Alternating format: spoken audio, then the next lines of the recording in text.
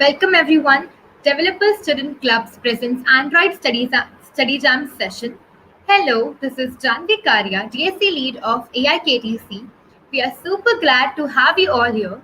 This session is brought to you by 7 DSC leads across India, namely DSC VJTI led by Palak Mantri, DSC AUC led by Sri Lasya, DSC UMIT led by Sakshi Grover, DSC RAIT led by Vaishnavi Dwivedi, DSC AIKTC led by myself, Janvi Karya, DSC UIET led by Monica Rajput, and DSC IGTT UW led by Sangeeta Jha. We have come together to host a panel discussion and an expert speaker session for you to learn from the best minds in the field of mobile app development. At the expert talk session with Chintan Parmar sir, you will be getting familiar with the best industry practices and job types for Android development. And at our panel discussion with Ishaan Sharma and Jaydeep Singh Parmar, sorry, you get to understand the difference between cross-platform options and native Android, publishing apps on the Play Store, and aspects of app search optimization. So, without further ado, let's dive deep into it. So, for panel discussion, I'll call upon Vrithi to go ahead with the panel discussion. Over to you, Vrithi. Thank you, Janvi. A very good evening to all. My name is Riddhi Gupta and I am pursuing BTech in IT from VJTI and currently in second year. Welcome to the expert talk on Android study jams. I am glad to be a host for today's panel discussion. For today's panel discussion, we have with us Jaydeep Singh Parmar and Ishaan Sharma. Our first panelist is Jaydeep Sierra. He is a DSc lead for A.D. Patel Institute of Technology, where he is pursuing BE in Computer Engineering. He is skilled in Express.js, Firebase, Node.js, Java, and Android development, and is an Android developer from the past 2 years. Till now, he has published 8 apps on Google Play Store, and not only this, he has 10, 100k, 10k, 5k downloads on his apps. Some of his apps include food ordering app, doubts forum, dating app, and many more. Our next panelist is Ishaan. He is a web developer, app developer, and a part-time UI UX designer. He mostly works with cross-platform technologies like Flutter. In fact, he was also a runner-up in Hack 20 Flutter Hackathon by Google. He is also the founder of Flutter Chandigarh and is currently working as an intern at Pushstack. Now, let us get started with the session. So, let us come to the first question. What is the basic roadmap to build an application, and how is the process different for Flutter and Kotlin? Would you like to start, Ishan? Oh, yeah, sure. Whenever someone is thinking of an idea to build an app, I would say, first of all, you should follow a few things. First of all, it's defining your goals. Like, what are your business objectives? What is your target audience? What kind of people you want to reach and what problem it solves. And basically, how your app is different from others. Like, what's your unique selling point or USP? There are tons of millions of apps on the Play Store and all. So why would I prefer to download your app over others? And next up is sketching up and building wireframes for that idea that you have. Once you build a wireframe or a UI, a basic UI, then you will get an idea like how to improve and which services to add on and tons of stuff like that. And afterwards comes the most important part of choosing a development framework. Like there are so many frameworks. You can either go native with Android, Kotlin, Java, or you can use like Objective C and Swift for iOS, or otherwise you can use Xamarin, Flutter, React Native, or other technologies. So deciding which one is the best for you, it totally depends upon your context, and deciding which one is the best for you and which one you should choose, that's very essential. And afterwards, you can just go into development. Yeah. That was an insightful answer. I'm sure this will help students who are willing to start with application development. Jaideep, your turn to take up the question now. Okay, like what Ishan said in the first, was definitely you should follow it, but it was a bit related to also the business perspective. But if we talk from the developer's perspective, then developers don't think a lot about from the business side. They only think about from the developer side. So like what a developer like roadmap will be, first of all, like someone will give him an app. What he will design is he will design that, okay, so I have this app, I have these screens. So first of all, we will be designing screens in like any software you can take, like Adobe XD or Figma. Then like I will be specifically talking for native Android.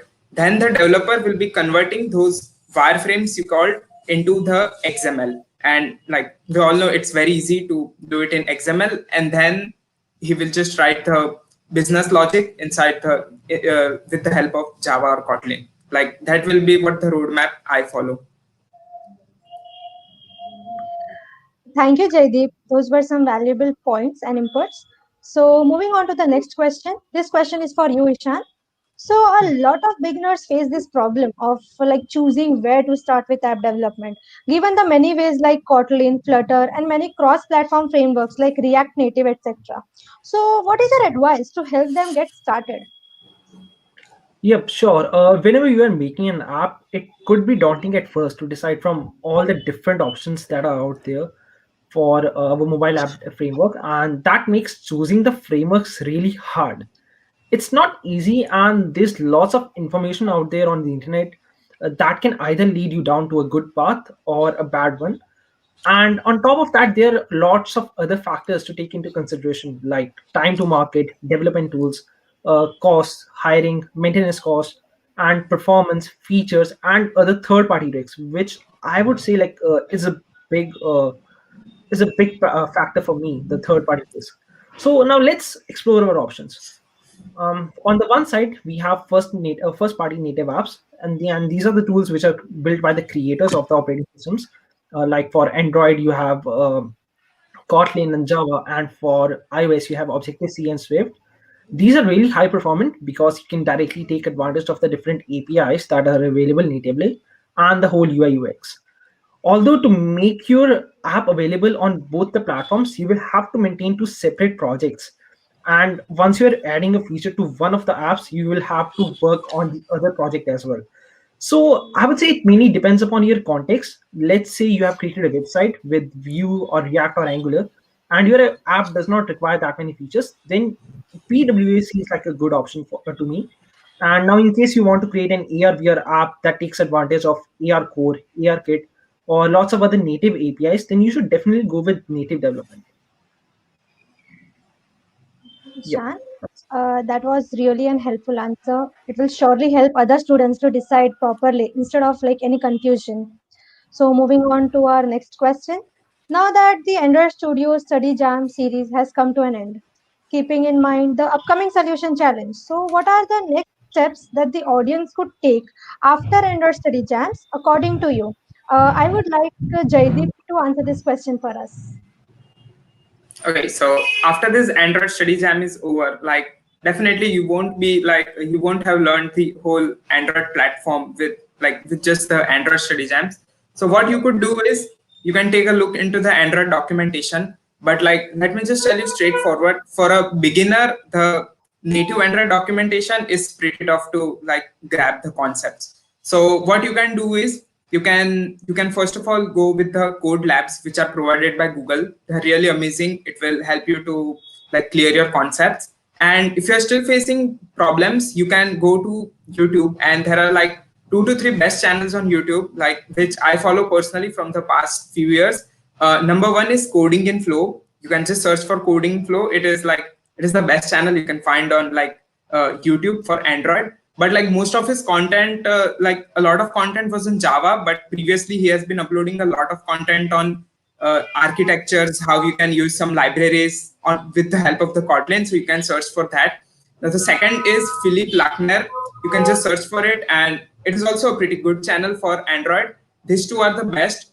Like you will be able to learn new concepts and projects also. But if you want to just take big projects, then you can search for Coding Cafe. And this guy has a lot of projects on his YouTube channel. Like if you will just go, he has developed Uber clone, WhatsApp clone, Instagram clone, whatever clone you can imagine. This guy has developed in not only native Android, but also in Flutter. So like if you want to just practice it, you can just go to coding cafe. And apart from this, if you guys ever want to learn new topic and you don't want to watch videos on the YouTube, then what you can do is just go to Google and like type Medium after every topic, because the articles written on the Medium are like pretty great, and like you will also save time by not watching the videos, because the videos are sometimes very big, and you can just save time by reading the articles. So these are the few things you can do after Android Study Jams is over.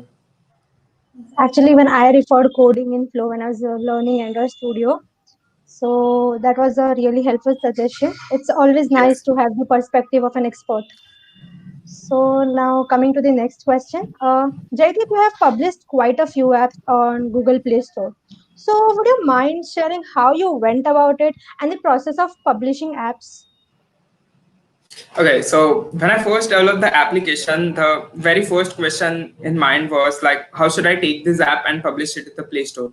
On searching, like I just came to know that you just need to, first of all, you need to pay $25 to Google, and that's just a lifetime fee. Like in comparison with Apple, Apple takes $100 every year, but Google only takes $25, and you can upload unlimited number of apps on Play Store with the help of your account. And then after, it's a pretty simple thing. Once your app is developed, you just need to generate the signed APK, or you need to generate an app bundle.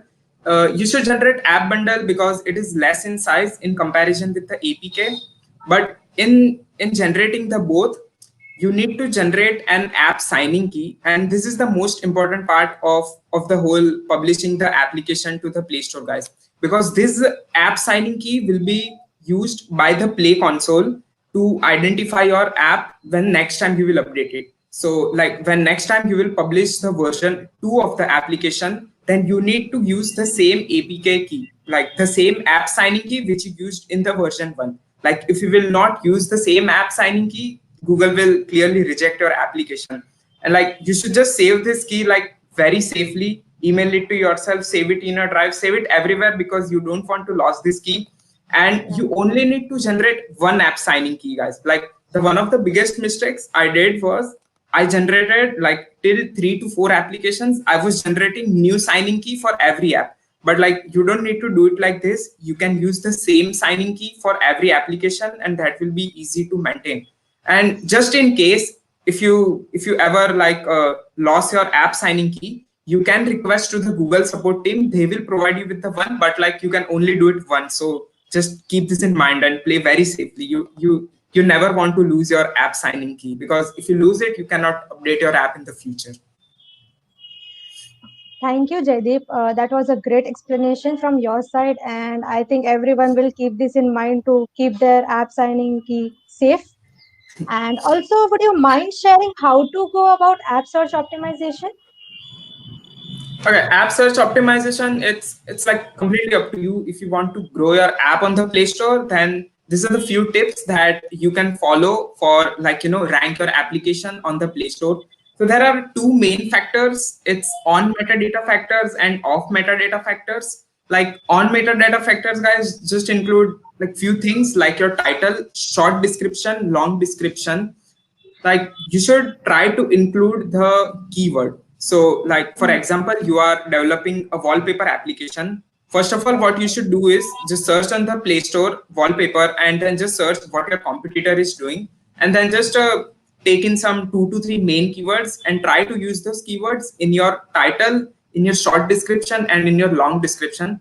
This will help you in ranking your application. Plus, apart from this, guys, there is just like one very interesting thing.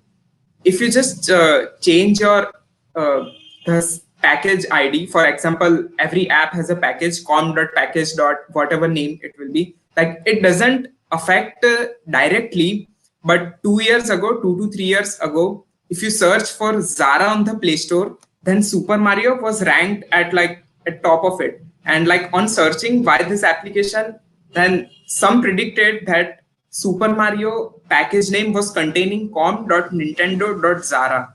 Like this can be the reason why it was ranked, but you should try it out. If you don't have any constraints in setting up the package ID, then you should definitely play around with just take any keyword and keep it inside the package ID. It can help you grow your app faster on the Play Store. Plus, apart from this, recently I have noticed that, 2 to 3 months ago, I published one application, and in the 24 hours, it got zero downloads. So like after 6 months, it started growing. But recently, only a few days ago, I published one application, like also shared it with some of my friends, and in 24 hours, that app almost crossed 200 to 300 downloads, and that app was like almost ranked at first number with the help of the keyword. So if you are able to get more installs just in 24 hours, then Google will rank your app higher. Like if you are getting more installs, like you can just follow these tips to get more installs on the Play Store. Yeah, that was actually a great tip. Like that was very simple and knowledgeable explanation from your side, Jaydeep. So the next question is for Ishan. So Ishan, students have already worked with Flutter, have this doubt as to why they should learn Kotlin after learning Flutter. So would you like to throw some light on this?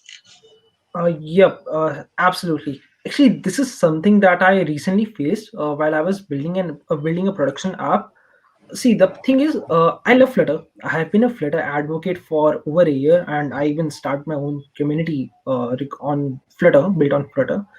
But the thing is, after a certain point, after a certain stage, there is some limitation to Flutter. For example, like let's say I'm building an app like Instagram like app, and I'm creating a newsfeed. That's easy. But now once I want to like just have like there's these simple things like a photo view. There's this package in Flutter called photo underscore view, and when you have to zoom, like it just basically gives you access to these zoom controls and pan controls and all. And these are the things which you take granted on native side like Android or iOS. You just pass an image and it takes care of the rest. But on Flutter you have to rely on these third party packages, and there are sometimes like if there are sometimes while you're working on production it can be painful, because like these third party packages, these are open source, so like no one is getting any money to make these, and these are not first party, so like the code quality can't be at that level, the code that the Google is will write. So in those cases, you have to just rely on the package maintainer's mercy. Like I had this app with the gestures and all. There was this issue on different devices, and I had to wait for around 2 months till the package maintainer could write an update to that package. So I would say there's some limitation, but overall, in case you are if in case you are building a really simple app, like if the application is in a game, it's not much complex and doesn't require any deep platform integration. So in those simple apps, I would prefer using a cross-platform technology. And right now, at the moment, I'm leaning towards Flutter. So yeah. That was an insightful answer. I had the same doubt when I started learning Kotlin through Android jams, and I'm sure this will clear the doubt for others also. So, moving on to the next. So, moving on to the backend, there are numerous options starting from Firebase to customizable backend options. What would you suggest to go with and why? Ishan, would you mind going first? Yeah, sure. So, yeah, Firebase is pretty interesting. Like Firebase, and for those who don't know, Firebase is basically a collection of backend services. Like there's Cloud Firestore, there's real-time database, and Firebase Analytics, and all those stuffs which you can use directly within your app. So you don't have to rely on backend hosting your own dedicated servers or something. So in those, like I would suggest, like if your project is just a prototype, like an MVP for an idea, or like you are building something for a hackathon or something, then Firebase is good. Or like in basically meaning if your user base is small, like let's say it's less than 100,000 users, then using Firebase is good. But once you scale it up, like once your user base is more than 500,000 or something, in those cases, Firebase becomes costly. It becomes expensive because like Firebase charge, like in Firebase, there's this service Cloud Firestore, and they charge you on on the basis of number of reads and writes. For every read and every write, they charge you, and that could grow up really quickly. So in those cases, having your own custom backend would actually be a sensible option. But again, it depends upon what you're building. So that's great. Thank you, Ishaan. Jaydeep, would you like to add anything to this? Like, yeah, Firebase is definitely expensive. Like, not only like Ishan said, till 500,000 users, but like I was just having 100 users daily, and my daily quota exhausted for the Firebase. Like, I don't know how, but just in a month it was just exhausting it. So at that time Firebase gets really very costly, and at that time you should feel like you should move to the backend. And in the backend also there are a lot of backend frameworks available that a beginner will get confused. So what my suggestion will be to like if you don't want to switch languages, for example, if you are using definitely you will be using Kotlin for native Android development, and if you don't want to learn any new language for backend development, then Kotlin has a backend framework called Ktor which you can learn. But still, if you want to learn new language, or if you already know new language, then you can go with JavaScript, in which Express Node and Express.js is pretty good and it's very easy. And if you know Python, you can go with Django or Flask. They are also very easy to learn. And like every language has its own backend framework, so which you can prefer. So actually, this is always the confusion for many beginners and even developers. So this insight of yours will surely help them. So moving on to the next, Ishan, since you have been interested in UI and UX as well, would you mind throwing some light on how to boost up user engagement and how UI UX plays a key role in that? We would also love to know a few tips on how we could implement a great UI. Sure. Actually, I have an example here on my screen. Can someone screen my screen? Just give me a second. Yep. So let's take this quick example. Let's assume that you have a bat and you have a ball. The bat and the ball together cost around 110 rupees, and the bat costs 100 rupees more than the ball. What would be the cost of the ball? A simple question. You can just write your answer down in the chat and just think for a minute, and then you can write one. Although like there's some lag here in the chat, so I will just skip this over, and you can see like the answer. Most of the people must be saying the answer is rupees 10. Now, this is not the correct answer. Why? Because the real answer is 5. Because of this, you can see the explanation here. Now, why this happened? You were forced to just write 10 as the answer because your mind works that way. Your mind just always tries to find a shortcut to any solution. And it's not that you don't know maths or I don't know math. It's just how our minds are used to work. So this is called behavioral psychology, and in this, whenever a user is using your app, everything should feel natural. And for example, I have this, like you all of you must have seen the floating action button, right? uh, but the round button. So whenever I'm using my phone with one hand and thumb, I'm always forced to, like, a natural flow is that I'm always forced to just push that button. Instead, if the button was on the left side, that would break the natural flow because I will have to stretch my thumb. So there are these key points which happen, which you have to take account when you're building an app, and they can actually have a big impact on your user engagement experience. You for To drive up these user engagements, you can use tools like Firebase Analytics or some custom analytics to check like how many times a user is tapping on a certain action or going to a certain service, and you can custom your UI on the basis of that. And see, most of the startups that make these apps nowadays, the part where they lack is basically the UI. It's not just about creating a product or building a service or something. It's more about creating an overall experience. Like if Uber is giving taxis, then Ola is also doing the same. Or if Zomato is offering food delivery service, Swiggy is also offering the same. Where they differ is the experience the user gets once you book an order or place an order or something else. So that is what you as developers need to focus on, because once a user is, let's say, addicted to the user experience that you provide, he will never go back. He or she will never go back to any other app.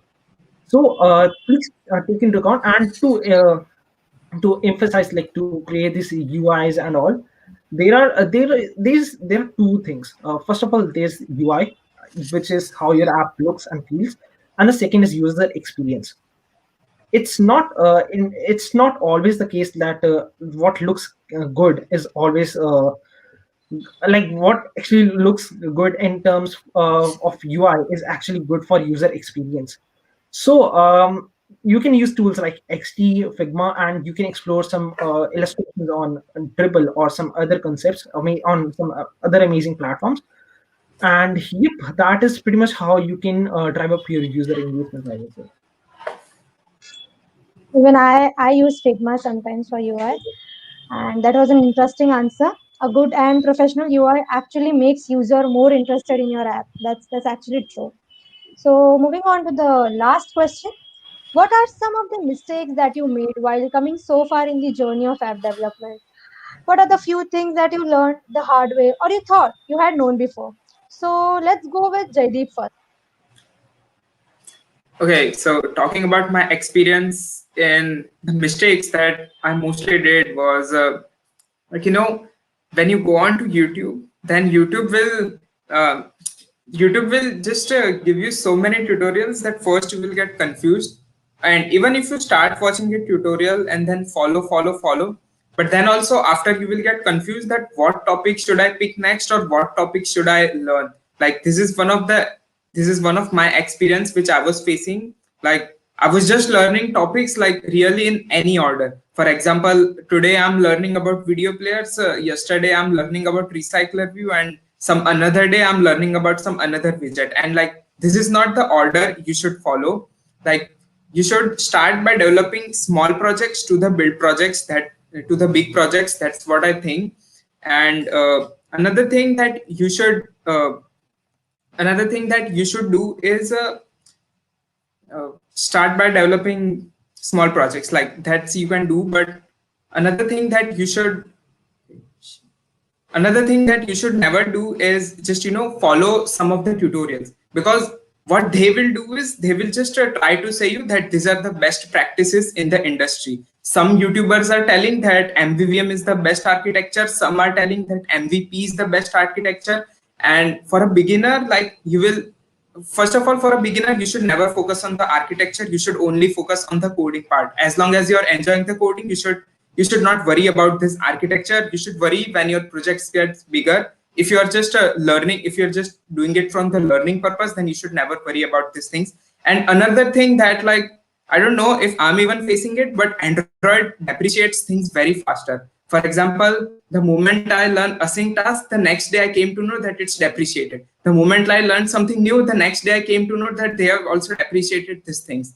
And like this is, I don't know, this is the problem with the Android. That's definitely not, but this is like, you should keep that in mind that in Android, nothing is permanent. For example, Google is even planning to release Jetpack Compose, which is still in the alpha stage, but once it is launched into the beta or the final stage, then you can just say that the whole designing in the Android part will be completely changed. It will be really easy for Flutter developers to move on to native Android with the help of Jetpack Compose. So these are the few things. I had this doubt regarding Android Studio. Like I have faced it myself. In my old laptop, the RAM was actually very less, so Android Studio was like it keeps on hanging. And so, what about the students who use like old laptops which have comparatively less speed? So, what Okay. about them? Is there any other? Yeah. As long as you are like people say that you need i5 or i7 to run Android Studio, like definitely you should have. But even if you don't have, then i5 with 8 GB RAM will be sufficient to run your Android projects. Because when I started like 2 to 3 years back, I started with i3 and 4 GB RAM. but 4 GB RAM will lag a bit in Android Studio. Like maybe you should try to extend it to 8 GB. But i3 and 8 GB should be running perfectly. And the next thing is, don't use emulators. Now people use emulators, but it just, it will hang up your whole system. Just try using external, like using some softwares like Visor. Emulators, like Yes, it just takes a lot of space. yes, exactly. It actually slows down the entire laptop itself if you start emulator. Yes. So that thank you for your advice and suggestions. I think this will indeed help us in avoiding such mistakes in future. So, like coming to the end of the panel discussion, thank you so much, Ishaan and Jaydeep, for taking your time out and sharing your experience with us today. I had a great time hosting both of you. I hope the audience gained a lot of valuable inputs from the session. So now I would now request Janvi to take over. Thank you. Over to you, Janvi. Okay, actually, there's a question also pinned to the screen. Uh, How to make my own apps? Like I usually refer some other sources while developing, but how can we really make our own? Unlike competitive for app development, I am totally dependent on resources. Yep. Can I take this one? yeah, sure. Please go ahead. Yeah, so actually, this is something that I faced a few months ago. This thing is called a tutorial hell, where like I was constantly just watching the videos on YouTube on how to build something, how to create a Uber clone, how to create a Mars weather app or something like that. So the thing is, it gives you confidence. It helps boost your confidence. These tutorials that okay, now I can actually build something, but actually in reality they don't boost your confidence. Like for example, you always once you are addicted of this tutorial hell, you will always need someone to guide you on how to build something. You won't even be able to build a simple to do or calculator app. So in those cases, I will say, let's take it a step back. You don't have to learn to code. That's not like actually. This is just my personal opinion. So I believe that as a computer science student, our main motive is not to learn. Our main motive and main goal is not to learn how to code or like how to build apps or how to build websites. No, as a computer science student, our main motive or main goal should be to create products, to create real world solutions to real world problems. For example, let's take the example of an ATM. I am sure whether you or Jerry must have always, like, at least once in your life visited an ATM or something, right? You just put in Yeah, a debit card or credit card and you get the money. Now, yeah, how does that happen? And this ATM, like this one that we are talking about, there are millions of these throughout the world, and millions of transactions takes place every day, amounting to around billions of dollars in a day. So how does this all happens? This happens because there were people like you or people like in the audience or me who were sitting behind these displays and these screens and who wrote some scripts to actually make it work. Does it really matter which language they used, whether it was Cobalt or Java, C++, or Golang or something else? Until another and at the end of the day it solves the real world problem, and that's the impact that it has. So don't just think about like I really have to learn app development, I have to learn this to get a job. No, getting a job is really easy. The main purpose is to come up with these solutions. Just try to think of any problem that you have. For example, I would say an example of could be if your mom asks you about beta aaj khane mein kya banao, or son what should I cook for dinner today. So in those cases, why not apply computer science? Like why not think of something like having a Raspberry Pi or a camera in your fridge basket, and then using machine learning to detect which fruits and vegetables are there, and then you can use an API, basically Adam an API, to generate the different types of recipes that you can create from those fruits and vegetables. Now that's a real problem, and you have just created a solution for that. That will drive you up to actually learn something. That will encourage you and make you more curious. But creating an app is easy. You can just always Google that up and just like we all do Stack Overflow all the time. I have been a web developer for around 8 years, and I still Stack Overflow basic CSS stuff every time.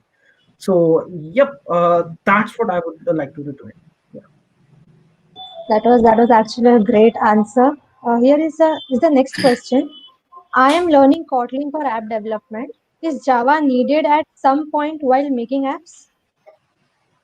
Like, Okay, so I would like to answer this question. Like, yes, if you take a look at this, if you take a look at this, like Indian market, then like we don't want to move forward. Like maximum of the Indian IT companies are still using PHP as their backend. Like I don't understand why, but still they are stuck on PHP. Like there are just so much jobs, and not only regarding the backend. Whenever I'm applying for internships, also like Kotlin, Google announced Kotlin as the official language, I think in 2017. But still, like in 2021, also, like companies don't want to move forward. Like, especially Indian companies. Like in foreign, they are moving at a very faster rate. But in India, companies will not move. Like in 2021, also, like I'm like I haven't completed an internship, but I have joined them and leave after because due to some external reason. But all of the companies are still using Java as their code base. Like none of them is like ready to move to Kotlin. I don't know why big companies are moving, but these small IT companies, like they still want to do with Java. So like if you want to work for some big company like big company, then you should definitely know Kotlin. If you're learning Android development in 2021, start with Kotlin only. But if you will be interning at some company and it's a small company, then it will be good if you know Java. And I think Java is like in like every college in 4 years you have been taught Java. You will be taught Java. So should be necessary, but maybe 2 to 3 years after, I hope Indian companies move to Kotlin because they still are not ready to move to Kotlin. They just want to use Java. You should learn Java, but your first priority should always be Kotlin. yeah, that's actually true. Even I heard that Kotlin is now being used by most of the big companies as their code base. So I think we No, should even wrap it. even if you Yeah, like take a look at the code base of the Signal, then it's completely in Java. Like a lot of people were like in a discussion in the Twitter that why it's still in Java, but it's companies based. Like even we don't know why it's in Java. So, like even if these big companies are using this Java and still not moving to Kotlin, then like and we don't know. But if you're learning Android development, then definitely like keep your priority as Kotlin. And if you have yeah. time, then definitely learn Java. Yeah, correct. That's true. Now I think we should wrap up this panel discussion. So I would again like to thank you, Ishaan and Jaydeep, for taking your time out and giving us so many tips and so many information about Android development. I'm sure this will help beginners who are about to start with Android development or those who have already started with it. So now I would now request Janvi to take over. So thank you very much, and over to you, Janvi. Bye, everyone. Yeah. Thank you. Bye. So, thank you, Vrithi. Coming up next is the speaker session with Chintan Parmar sir. He is an Android developer and organizer of Kotlin Mumbai. He has worked with Cash Cow fintech startup, building the systems from the ground up.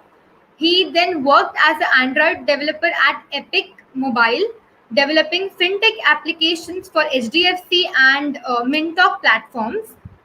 He is currently working as an Android developer at Isaac app. Glad to have you here, sir. Over to you.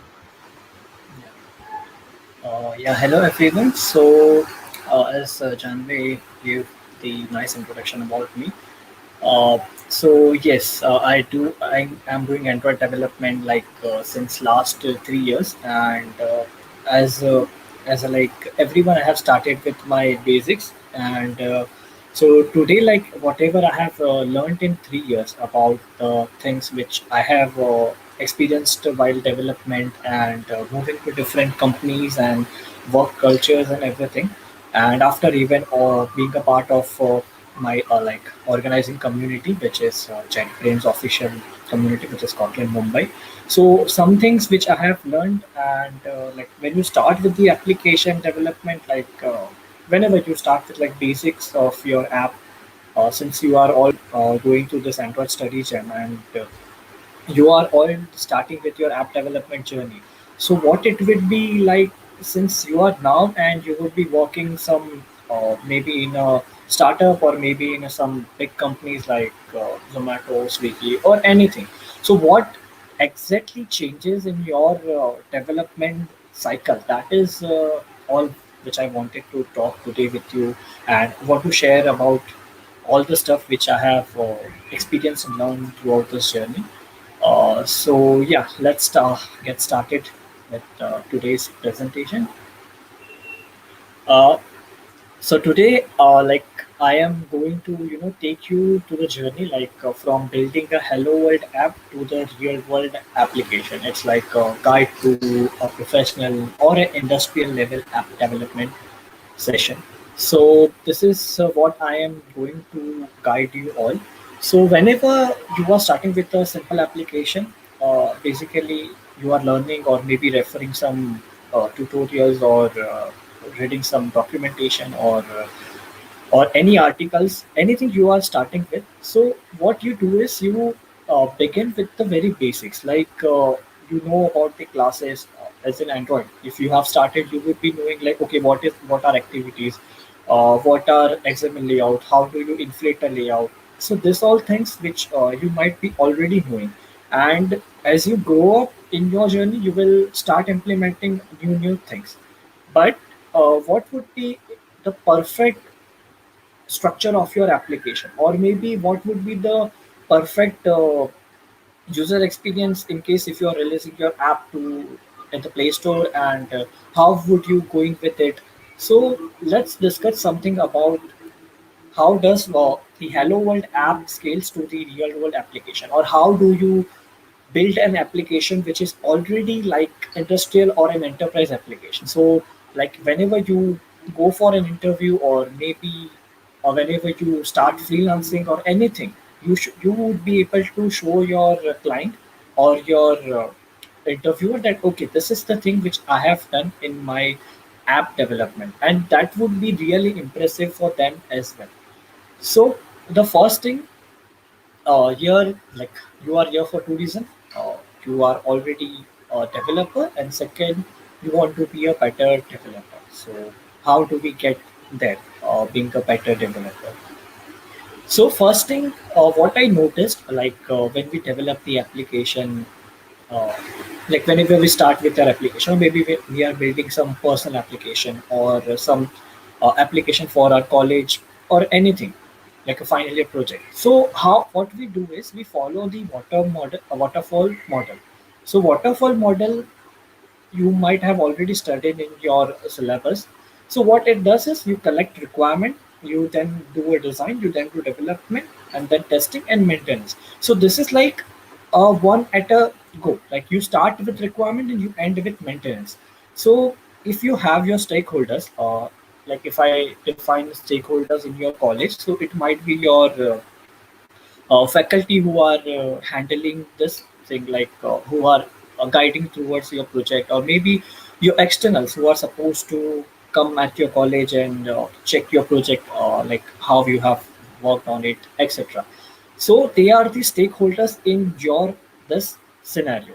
Now consider what happens when you meet your stakeholders for the first time. You give them your synopsis. Okay, sir or ma'am, I'm doing this, and you show them this is your project structure, and you will going to follow this all things. And once they approve, you start with the designing. You refer some uh, UI platform like Dribble, or maybe you take help of your classmate in designing. Then you start with the development, then you do a basic round of testing, but which would be eventually manual testing. Then you go for the deployment, and then in case if you are supposed to deliver a project to your college, or maybe you want to improve it, you will do into maintenance. So you see the stakeholders involvement as either at start or in the end.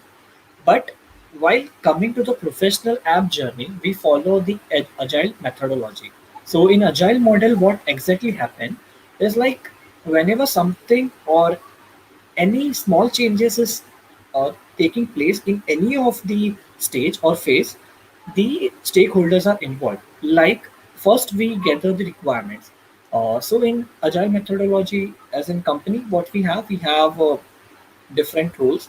So in a startup, maybe you don't have that much different roles. There would be a single person who would be handling product and who would be also handling project management. There would be a developer who would be handling like UI designing and also doing the Android development. So it can be possible in startup, but in big companies, what happens? They have their product manager, they have their project manager, so they get some requirement from the business. Okay, we want this feature. So then that feature requirement goes with the product manager. Product manager will share that with the stakeholders, which can be CEO or CTO or chief product manager, anyone. Then they will approve it. Once it gets approved, it comes to the design part. Now since the design part is done by the UI designer, so they will go through the understanding of user interface. They will go to the understanding of user experience, like what and which segment we are focusing on, and then they will design a wireframe or maybe a UI toolkit kind of thing, and then they would be giving to the product manager. Now again, product manager will go back to the stakeholders and will get it approved.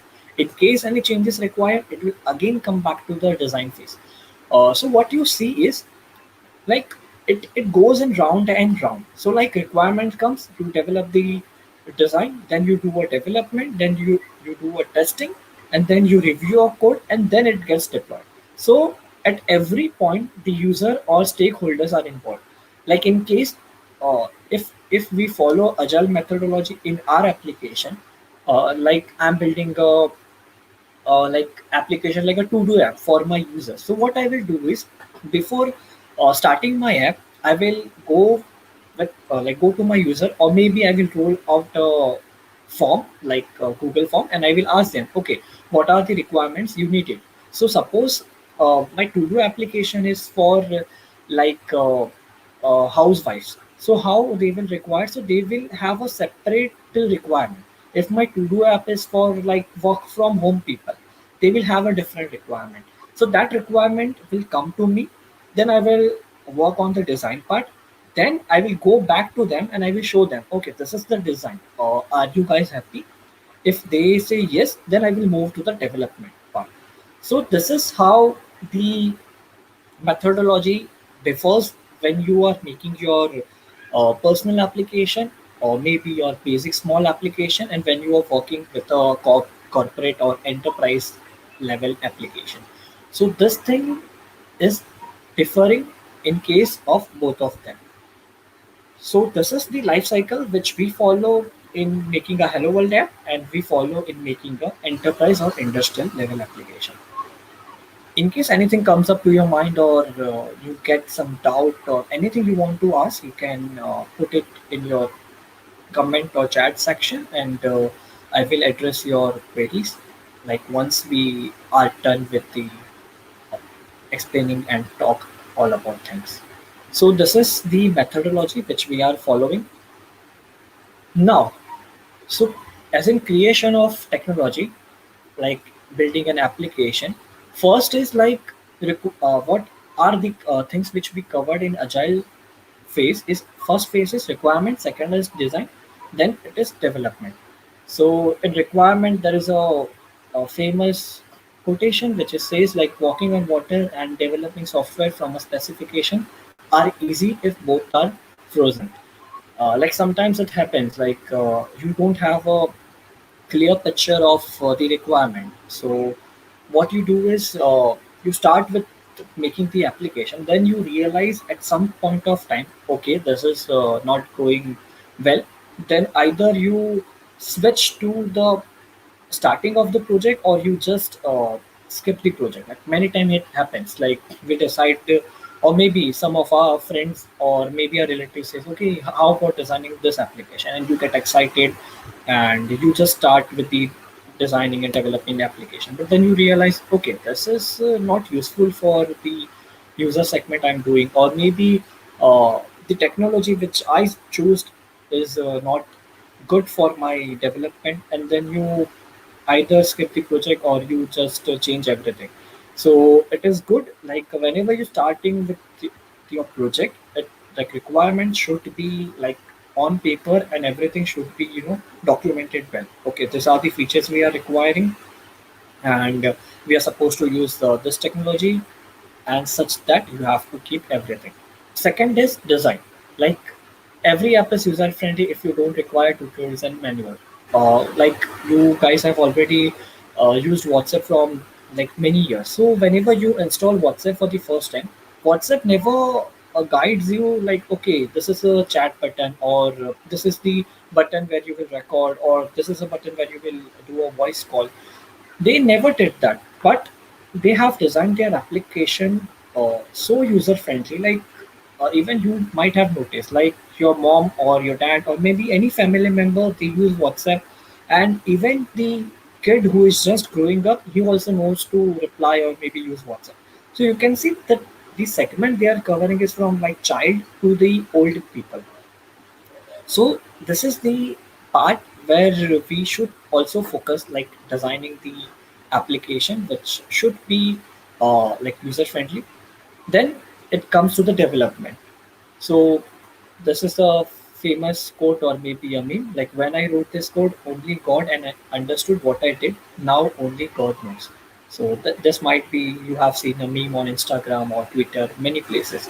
So since we are a developer and we are into the main development phase, so what we should be focusing on, like if you see the requirement and design part may be handled by someone in your company when you start working, or maybe if you are working on your college project, maybe someone is handling that, or maybe you are just referring to some internet or articles to start your design and requirement. But development is the main part that you would be doing.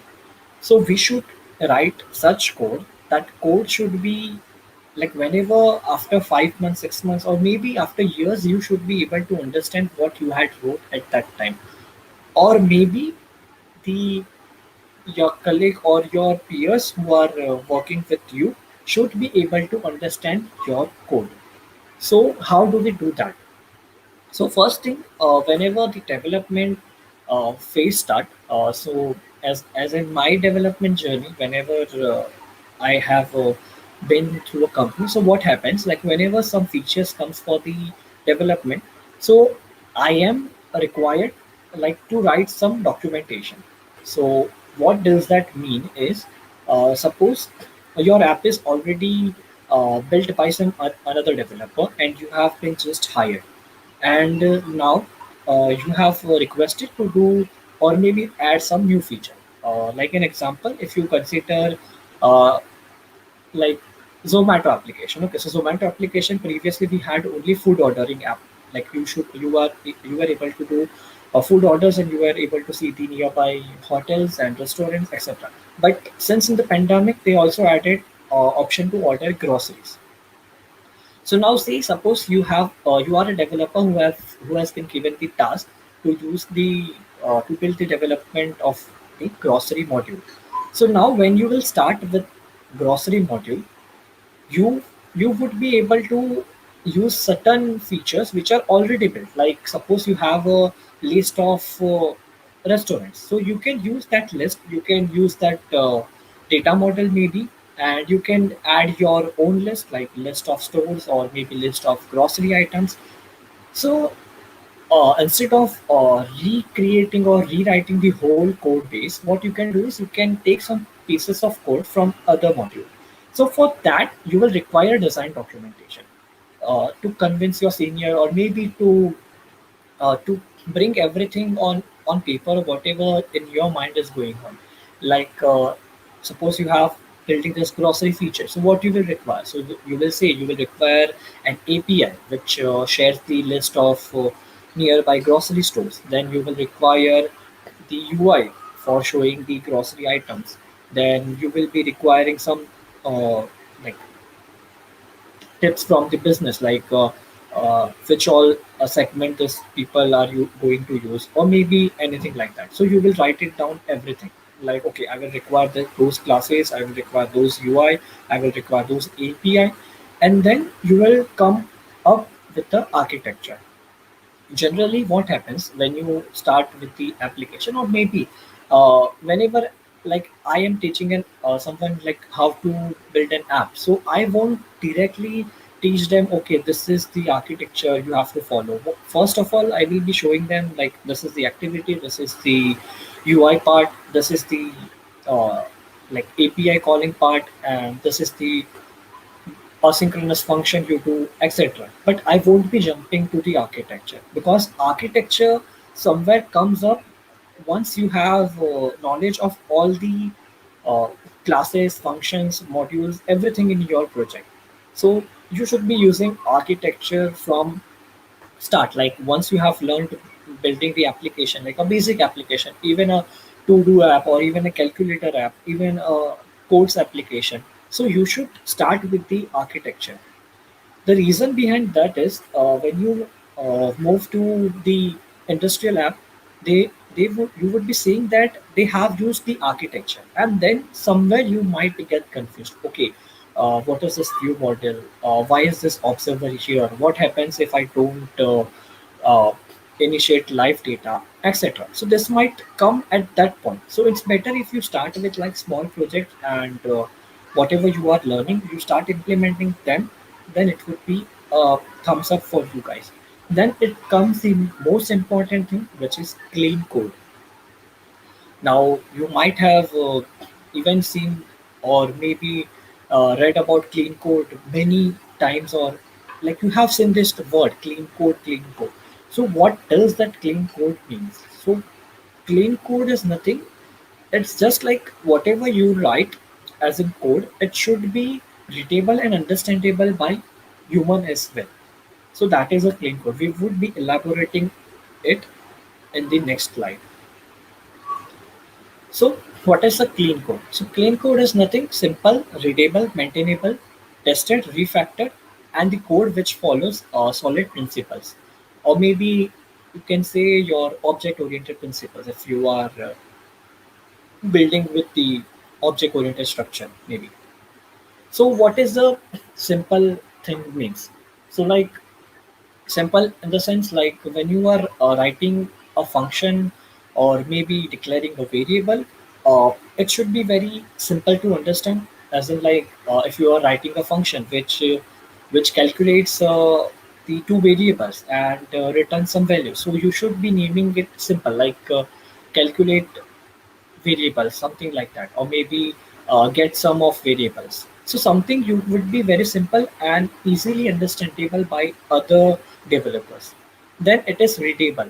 You might have seen many times, like if you're writing if condition, there are some people who would be uh, not following proper indentation. So they would what they would be doing, they would be keeping curly braces somewhere bottom, or maybe giving a tab or spacing, something like that.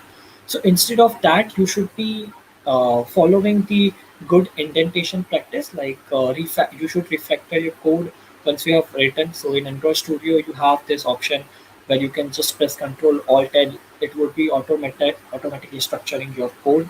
So that is the thing. Then it is maintainable. Like once you are writing a code, the code should be eventually be such that like whenever you want to implement a new feature or maybe you want to add on something, you don't have to restructure or refactor all the code. You just have to refactor that piece of code. As in like you have a function which just calculates the sum of the two numbers. So instead of depending on other classes or maybe other variables, you can write that function such a way that if tomorrow a requirement comes, like okay, I want the multiplication of two numbers, so you just have to make a copy of that function and just change a few bit of like operators. So what you can do is you can design a function which says calculate variables or calculate numbers, and then you can pass like two variables and one operators. So in that case, what will happen is tomorrow any operation comes up, you can easily refactor your code. So you just have to make a function call by passing some new operators. So that is about the maintainable code. The fourth part is tested. So generally, like as a developer, like whenever a developer start his app development journey, or maybe when I started, I never used to write test cases. I used to prefer doing a manual testing, or maybe asking my friend to just test out the app. But what if you do a well test cases? So in Android, generally, if you are separating your UI logic and the business logic, what you can do is you can write unit test for your code. So suppose you have a function which calculates the number. So you can write a unit test for that function, that class, and then you can be sure that okay, my code is well tested. So there are no chances of breaking up. Then that comes the refactor.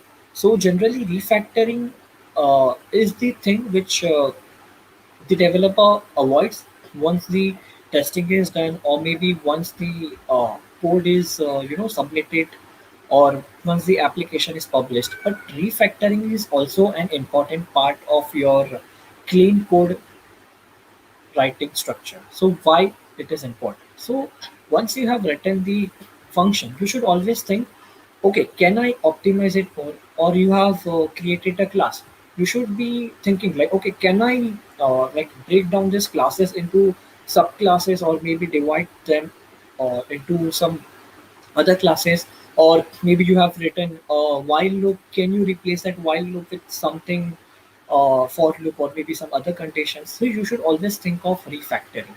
Then comes the solid principle. So solid principles generally you can refer on the internet as well, and you can read about, because it is a really interesting and deep topic. So generally what solid principle means, in short, if I give you an overview, so S stands for like single responsibility function or classes. So whenever you are building an application, the function or the class should have the responsibility only that much which has been given to the class. Maybe you are developing an app which has a calculator, you are writing a function to sum up the two variables. So now your function should not update the UI. Okay, like you are passing two variables and then you are doing a set text in that function. So that is not recommended. So what your function says, you should be doing that. So that is all like you will learn in this solid principle thing. Then you can also follow some OOPS, which is object oriented like programming structure, which we studied, the four fundamental soft OOPS which we can follow. So like when you are writing a class, you should always divide into small pieces, which we call it abstraction. Like you should break down in all the things. Then you should use inheritance, you should use interfaces wherever required and possible. So that will avoid rewriting or repeating your code. Instead, you will be doing a reusing of code.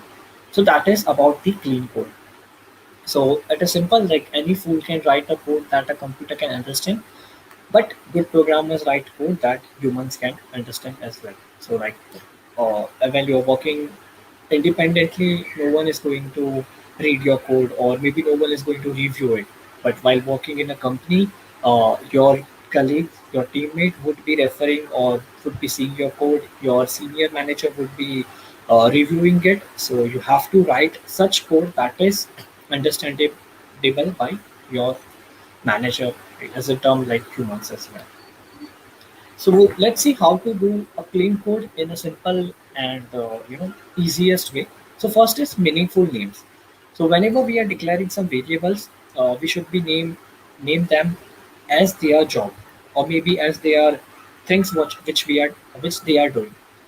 What happens generally when you define a variable? You simply define like temp, or you define as ABC, or you define like string as string one, string two. So that should not be happening while defining the variable. You should write meaningful name. Suppose you are defining a string which has the name value. So you will write name, or you will like name string or name value. Then you will also follow the pattern which we use, or maybe like practices which we use while declaring a variable. Like variable name should always start with a small letter, so you should be following that. Again, then functions, as we discussed, your function should be named well, like whatever the function job is, it should do that. Then comes the classes. So classes, the name should always start with the capital letter. So that should be the case while writing the classes.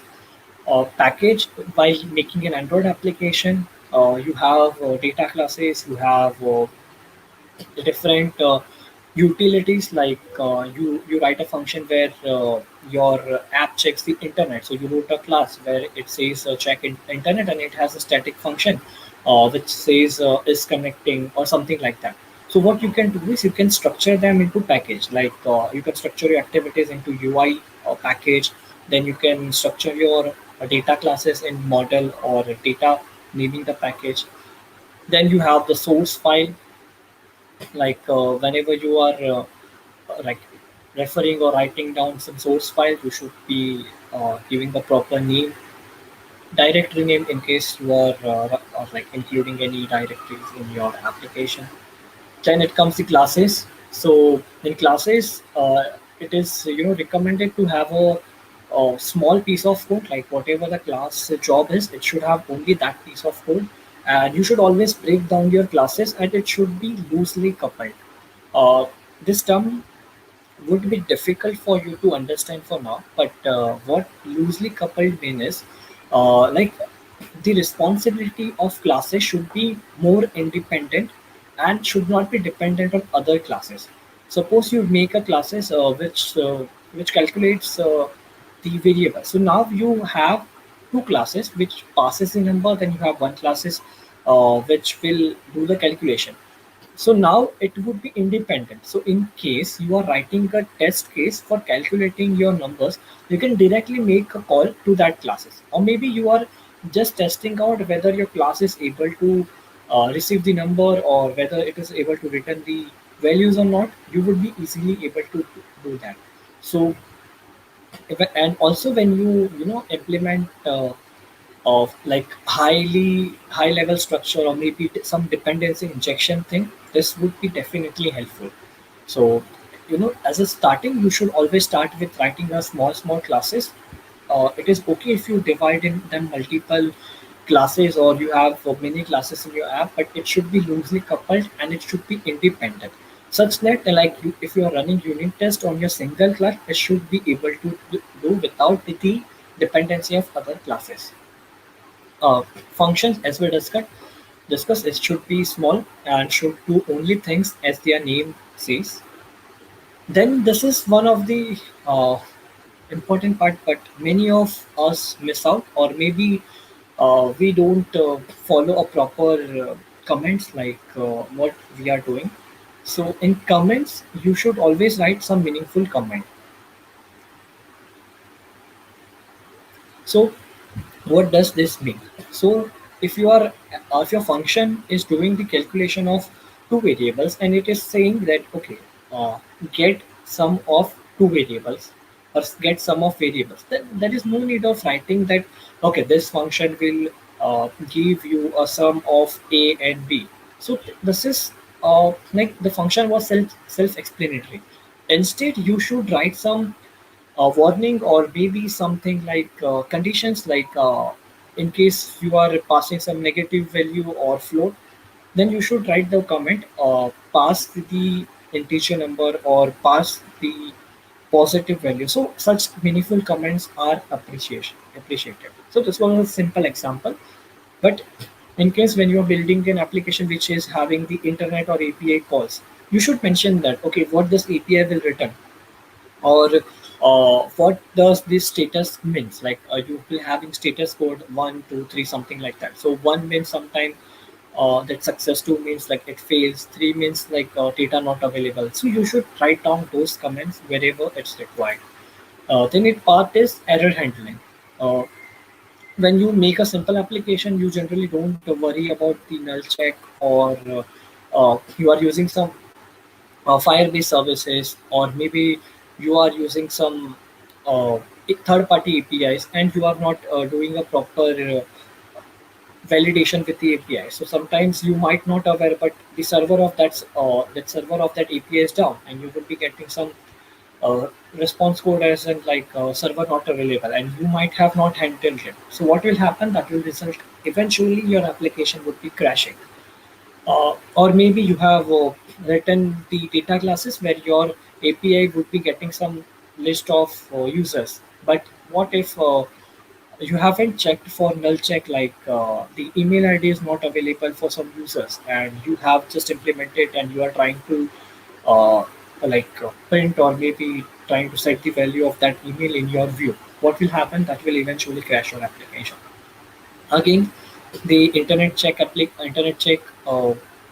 this function call you haven't made, then what will happen is, if user has disabled his internet and he would be making some API call, your app will crash, since no internet connectivity is there.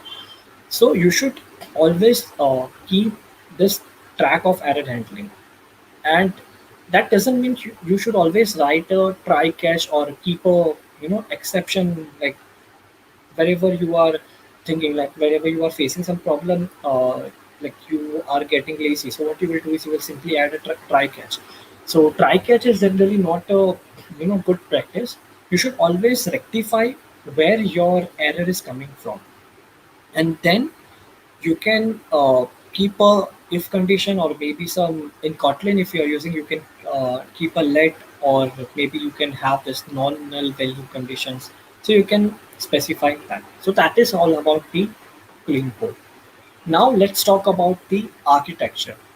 uh, I guess, like, as you have all started with Android, uh, you might not be able to, uh, catch up with this thing, or you might be able to understand few of the things, which is totally fine.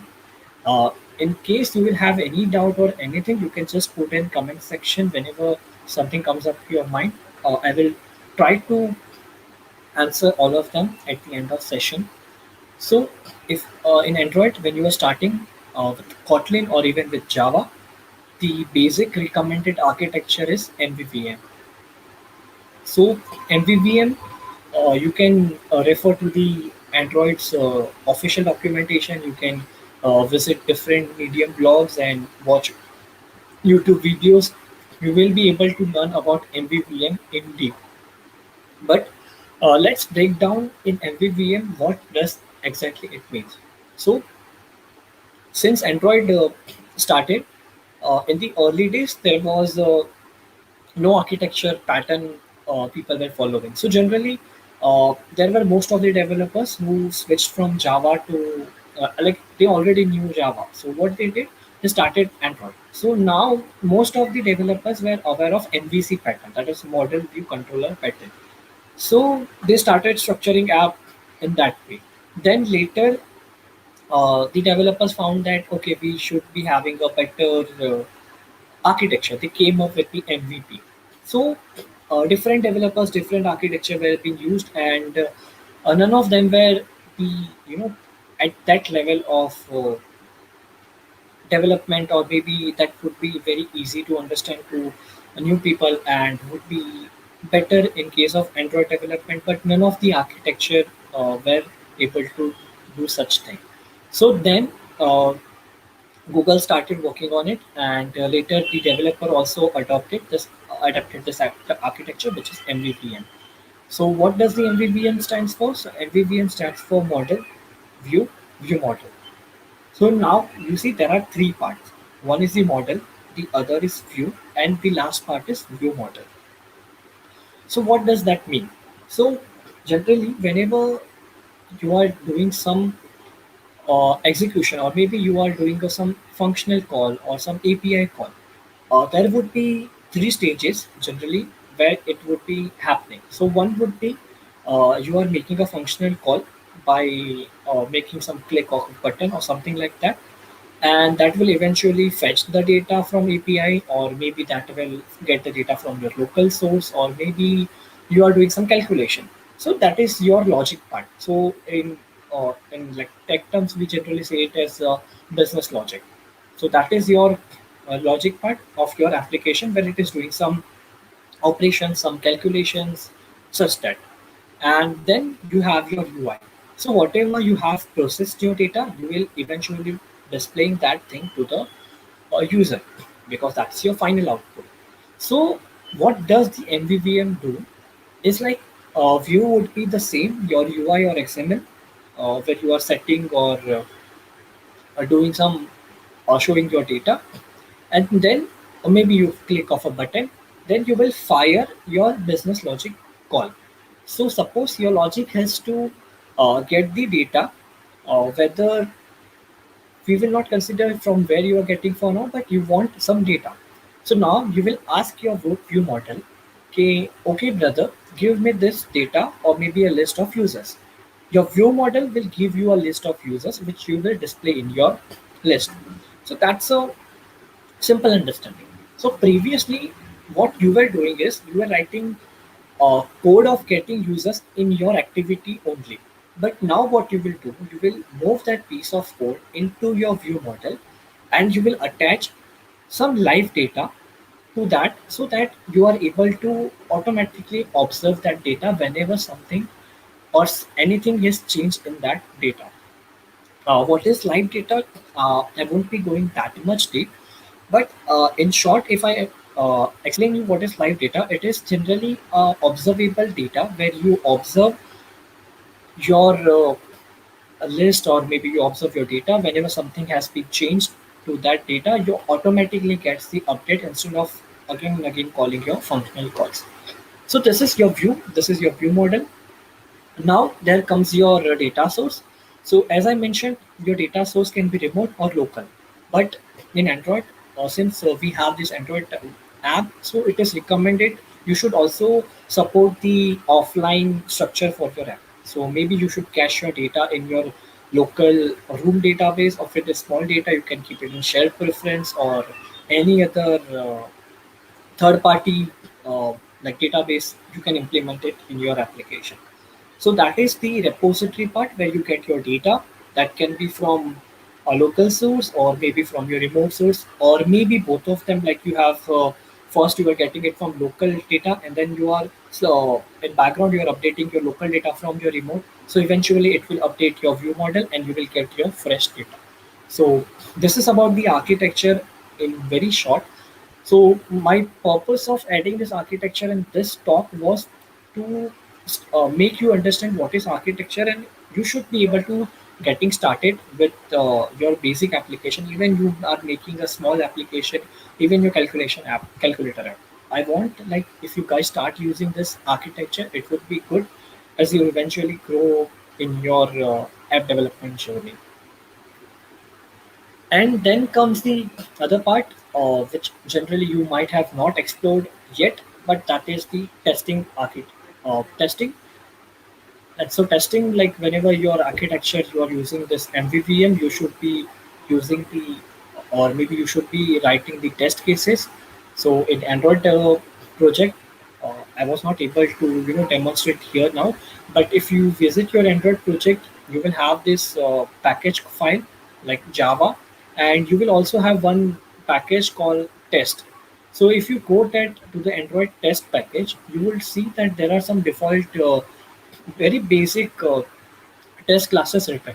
So you can write your, you can start writing your test cases there. So if you see this pyramid, you can see the unit tests are very like largely, or maybe very in sizing are wide. So what does that mean is, unit test, as we mentioned, you should write your small classes, dedicated functions. So what you will do is you will write test cases for every class. So like your each small pieces of code will have a unit test.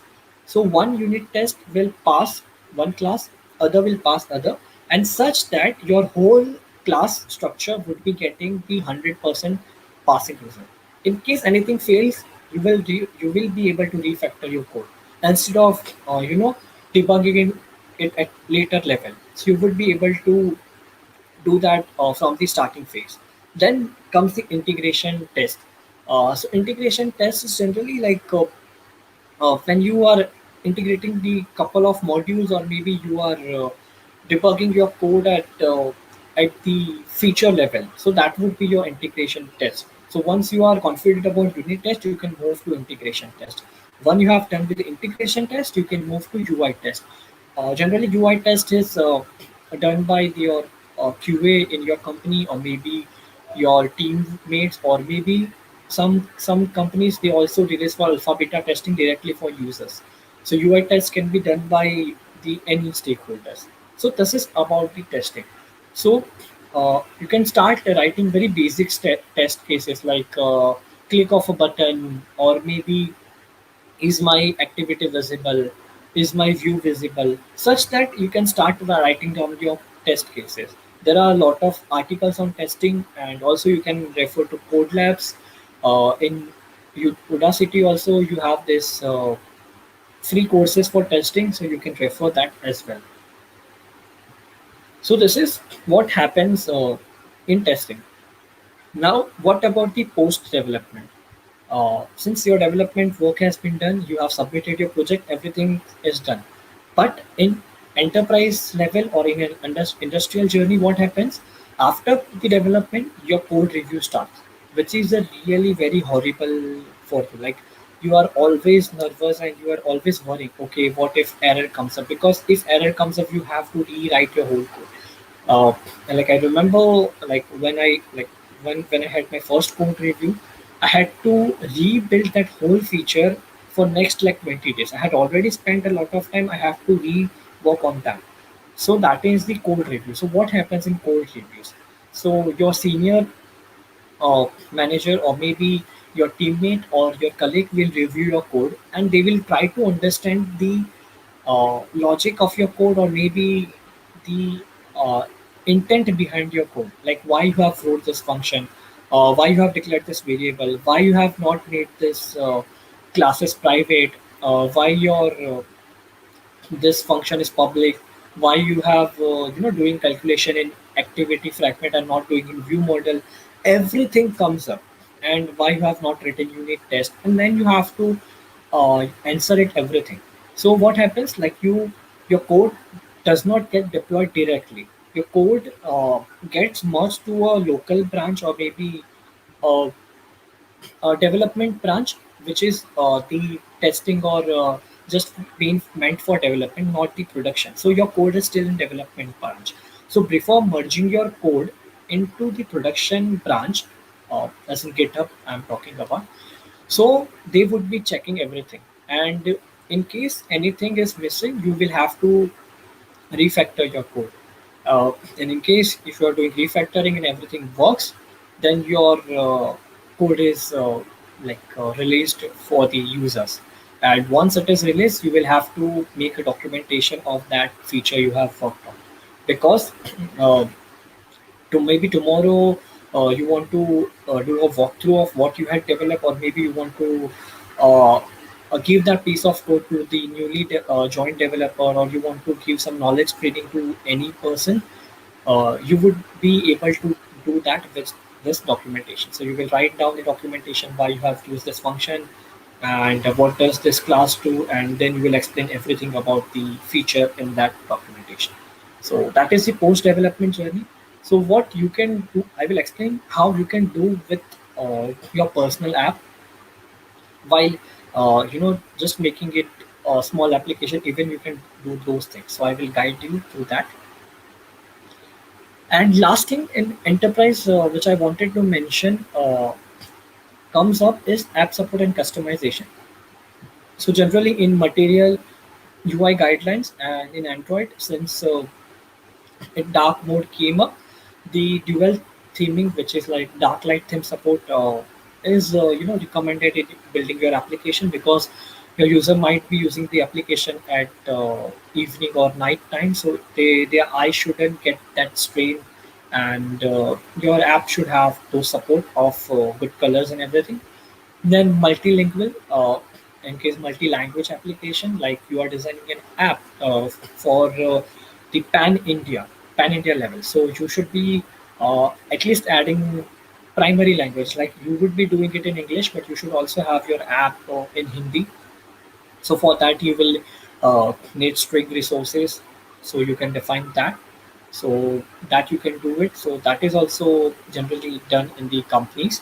And then comes the sprint resolution. Since Android is open source, and there are billions of devices, like from 3 inch to 6 inch to tablet to some people even run on their Chromebooks and many stuff. So you have to make sure that your app supports all of the screen sizes. So for that, what you can do is you can go with constraint layout. You can use different like device support like LDPI, MDPI, such kind of resolution. Or you can also add like for orientation, you can keep landscape and portrait orientation layouts. So that would be also nice. You can create a tab layout separately. So that can help you. Then there is a user factors. Generally, you won't be carrying if you are making a small app, but again at an industrial level, the app is targeted to a particular audience. Like in my current company, we are making an application for teachers. So our aim is to make a very simple app, and with big buttons and bold letters, so teacher are able to easily use the application. If you are making an app for youngsters, you can have to make it energetic. You have to use like highlighting colors, and you have to add animations, motions. So that is all the factors which the companies also supports. And before we release the application, like after the development and everything has been done, uh, generally we keep a track of what our application is supposed to use. Like we make it in a multi-module application. Like in Paytm, if you go and try out like after the session, like if you try out something like Paytm Mall on their Paytm application. It will take a few minutes and it will show like updating the app or something like that. So what happens? It dynamically downloads a module, uh, which eventually will reduce the app sizes. So like while publishing the APK, there might be some features which are supposed to use later by user, or maybe some users are only going to use it. So you could break it down in multi-module application. But that was the one aspect. Other aspect would be you are working since you are working in a team. So each individual has an individual module and responsibility. So if I make everything in a single structure or single module, what will happen is uh, while pushing the code or maybe while merging the code, I will get many conflicts. So it's better I keep my module separate and other person keeps his module separate. So that is the multi-module structure we follow. Then comes the product flavors. Generally, product flavors are in simple terms, I will explain. So, if you have used the MX Player application, it shows you the ads and it shows you many pop-ups and everything. But if you use MX Player Pro version, it won't show you ad. So now, what do you think? Like the developer would have be maintaining two code bases, like one for like free MX Player, one for Pro MX Player. No, what they would do is they will define product flavors in the Gradle. So you can just keep in your mind or note it down somewhere, and then you can after the session you can read about the product flavors. So similarly, we also use product flavors generally for dev testing and the production testing, because in developer phase we don't have or maybe we don't need a big server for our app. Like we need a small app server, or maybe a very cheap server, and for production we need a high server, like maybe we are using some Amazon web services. So both of them separate. Maybe also we are using some testing emails for our developer environment, and we are using some other email for production environment. So that is separated using product flavors. Then comes the APK size. Your APK size should be small as possible. So for that, what you can do is you can remove the unwanted class or maybe third-party libraries which are not that useful, like for showing a simple, you know, simple loading or maybe progress bar. You are using a library which has like 80 to 90 or 100 progress bar variants. So now you are using only one progress bar, and you are integrating or implementing whole library. So that will increase your app size. So you should always use a very, like before any, like implementing any dependencies in your project, you should always think, do you really need the such dependencies? And then comes the ProGuard. So ProGuard, if you have in your Gradle file, you might have read this line: minify enabled true, something like that. So what does this ProGuard does is ProGuard will help your project to reduce in size, also preventing reverse engineering. So generally, what happens? There are some hackers, or maybe there are some people who can reverse your project and can see all your code. But if you enable ProGuard in your application, they might not be able to easily reverse it. They can still do it, but it will be a difficult job for them, because the ProGuard will rename your classes into some random string variables. Like if you have a class, say user, so it will rename to DBA856 something, any random thing. So your even your person who is trying to crack your application would not be easily able to do that. So that is the ProGuard thing. So you can also read about ProGuard. uh, it is very useful since it reduces your app size. So do check out that as well. So now, as I mentioned, I would also be guiding like how you can start with the best practices from day one of your app development journey. So since I am also mentoring the like TSC students for the Android Study Jam. So what I have done is I have in the first session only I have taught them how they can put their project on GitHub. So you can do this way. What you can do is you start with some application, any basic application, like even a to-do app. And what you can do is you can open source it. Then you can request your peers, maybe your friends, for code reviews. Like okay, can or maybe your seniors, or maybe your faculties if they are available, or maybe you are active on Twitter or any platform. You can ask the good developers like hey, can you do a code review for me? So what will happen, that will give you a better understanding of what you have written in your code.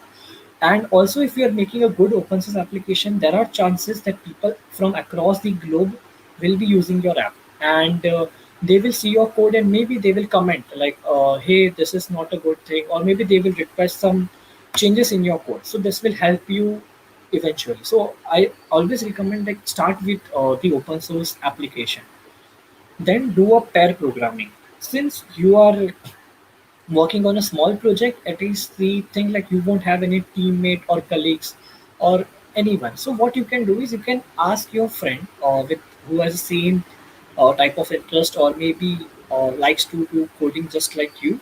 Ask them to join in your pair programming session and start coding together.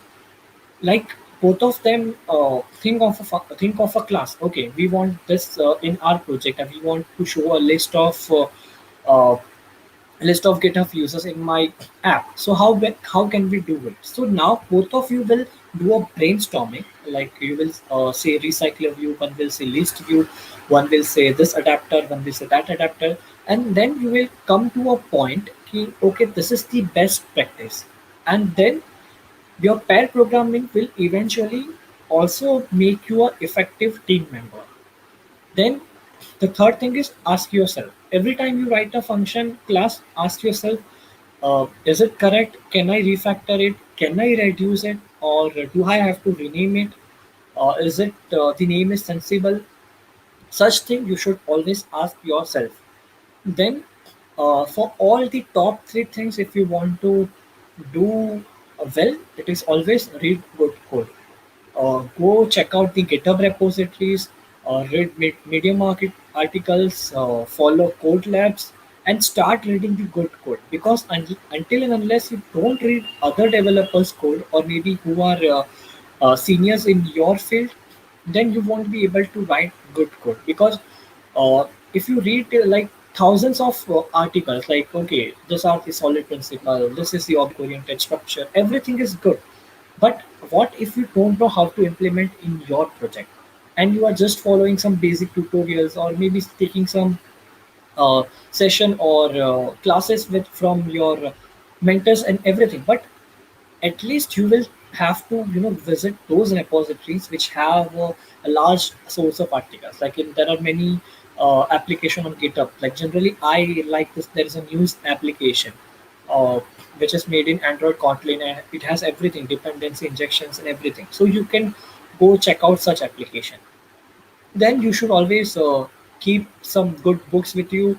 If you have a habit of reading books, you should read the books related to Kotlin. You should read like books related to plain code and refactoring, etc. So you should stay up to date with those things. So you should have a good habit of reading the books.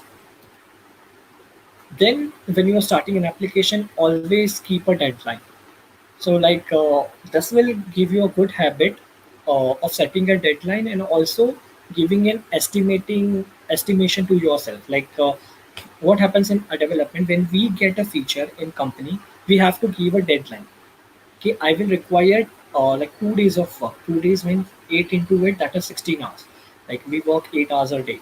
So you have to give such deadlines to yourself, so that you won't be procrastinating, or you would be acting lazy, and you would be uh, dedicating yourself. Like, okay, I have to cover up this deadline. So that will help you to complete the deadlines and do a good time management from the start of your career. Then I would recommend always join communities. Since this is the DSC, you are a part of DSC communities.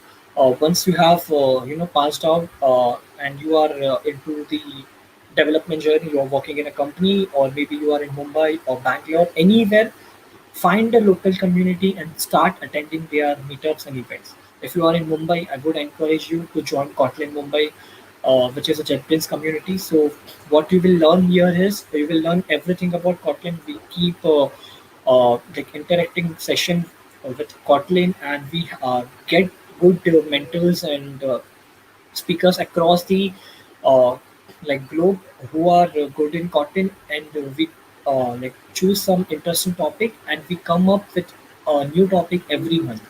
So such communities, you should always be a part of the communities. Then learn the version controlling system, which is like GitHub commands and versioning. How you can structure your branches, how you can merge your code with. So while doing pair programming, what you can do is you can keep a two separate branch, like one branch for you and one for your friend, like uh, my local branch or maybe my friend branch, and then you can merge it someday when you have done with the feature. So that will give you the idea how GitHub works. Then start writing test cases, unit test and UI testing. So that is about the best practices. Some other skills which I wanted to share with you is always keep a good effective communication skills, because when you would be in a meeting or maybe in a discussion, you should be able to raise your point, or maybe you should be able to share your thoughts. So there should be a effective communication skill in you. Ideation and mentorship. You always, it is good to have a good coding ideal. Uh, it can be any developer, even you don't know him. In Android, many people, consider Jack Walton as their ideals, because he has done a lot of good development work in his entire journey. So you can find a good coding ideal, then find a mentor to guide you. Like even in your company, keep a one person who can help you. Like as an internship, you definitely need a mentor. So same way, when you grow as a junior developer, senior developer, you will always need a person who can guide you through the journey. So always try to keep a ideal and mentor. And since coding is not for your academics or for your job, it is about like learning for life. So even you get a job as an Android developer in a very, very big company, but you will always have to keep learning, because in Android, every like now and then a new thing comes up. Till now we were doing the UI in XML. Now the Jetpack Compose is coming. So you have to also stay up to date with those technologies. So as in panel discussion, it was mentioned that in India people are still using Java, and they are not, moving to Kotlin. The reason is the same. They are not able to learn the new language, so they are still sticking with Java. So if you don't want it, it could happen with you. What you can do is you can keep learning new technology, new language, a new skill. You are into development. You can learn about management, you can learn about project, or you can learn about the UI UX. Anything, just keep learning. So that is the some bonus and additional skill set which I wanted you guys to start cultivating in yourself. So with that, I come to the end of my session. So that is all I wanted to share. So now, if you have any questions or anything, you can just uh, post in the chat, or maybe you have already posted. Let's go through some questions.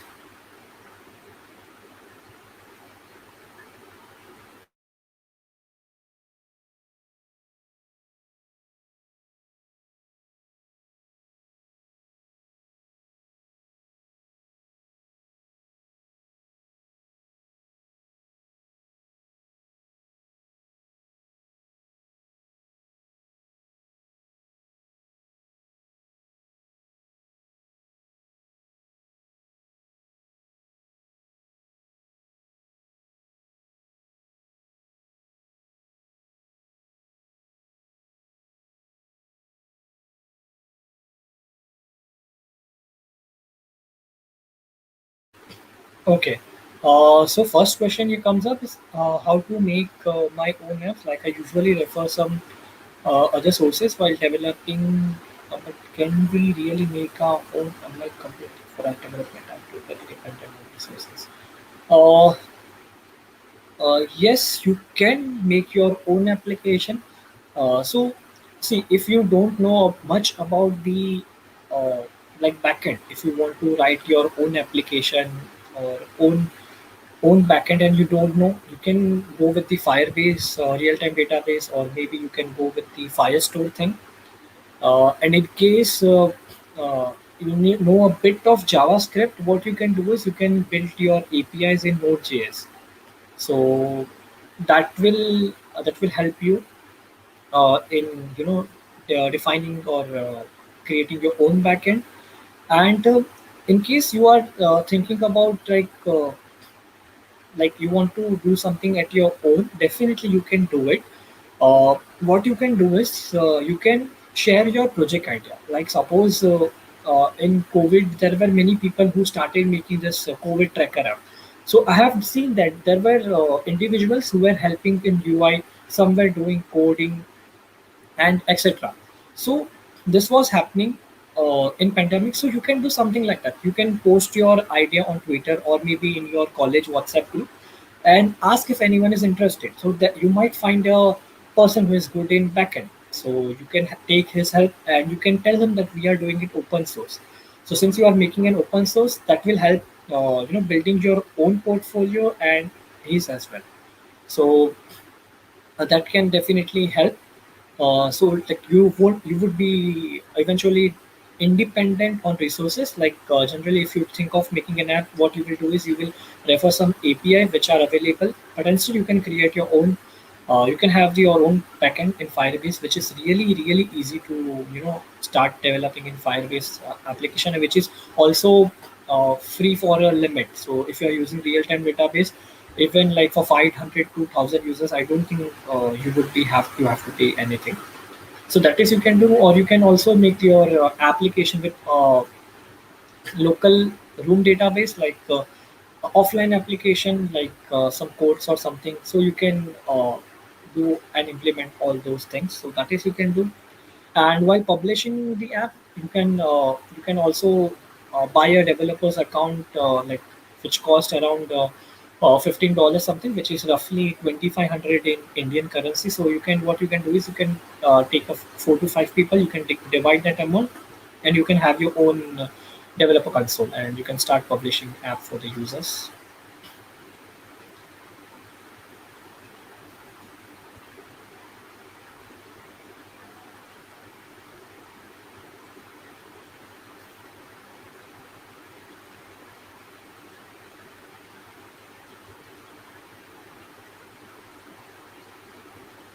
Okay, then thank you guys. I will. I just wanted to share one thing. Uh, programming is like 10% of writing code and 90% of understanding why it's not working. It's just thought. So whenever you are getting stuck in your development journey, don't just give up. Try debugging your code, try refactoring it, and try to find the exact solution for your application. And so that is like I wanted to share with you guys. So that is all about the coding, and thank you for joining. Uh, you were a nice audience, and in case if you have any doubt or you want to get in touch, you can visit my website, which is chintan.app, or you can visit my Twitter handle or LinkedIn, where my username is Chintan R. Parmar, and I can definitely help you out in your development journey in case you need any mentoring or support. Okay, thank you guys.